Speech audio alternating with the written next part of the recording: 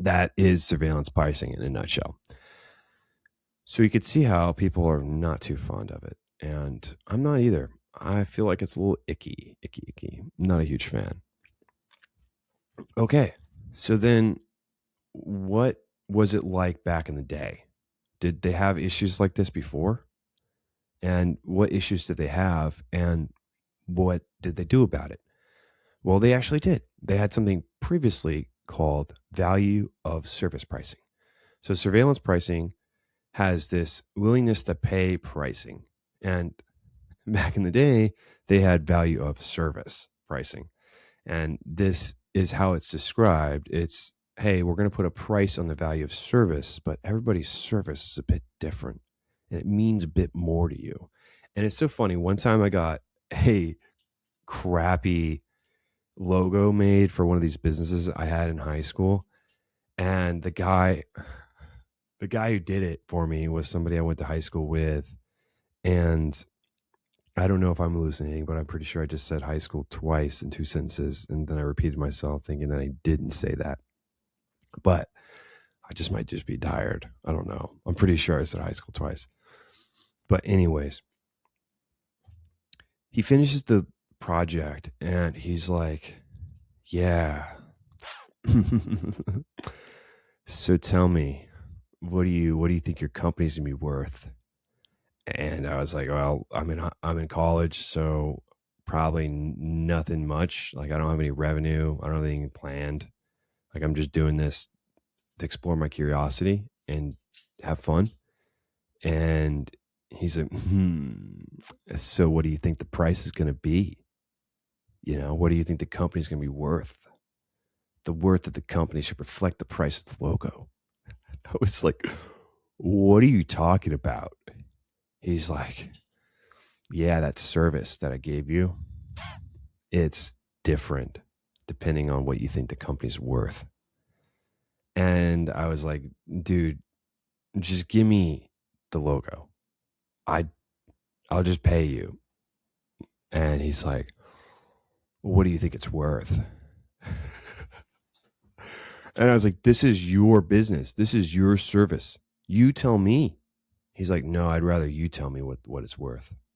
And I was like, okay, you're asking me $5. And he's like, well, you think that's an accurate reflection of what your business is worth?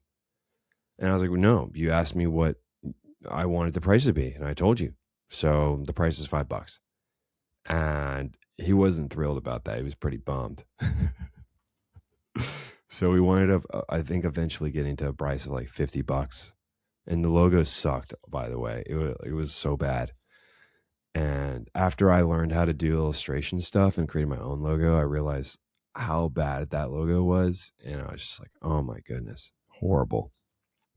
But anyways, I thought that was a funny joke about this value of service pricing. The guy was an absolute goofball trying to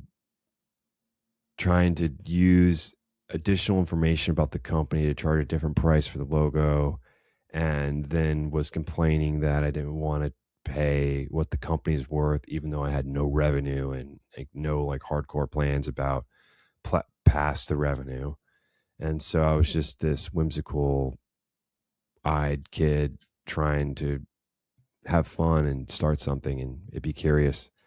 And he was like, yeah, what's the price? What do you think it's worth?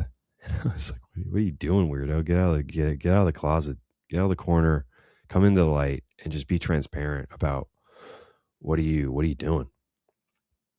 He was just being so weird about the price thing. Like, just tell me the price of the service and let's move on. I have other things to do. I don't want to negotiate the price of a crappy logo. Let's move forward with this. And so eventually we got to that price, as I said. But okay, so this value of service pricing, how did that work back in the day?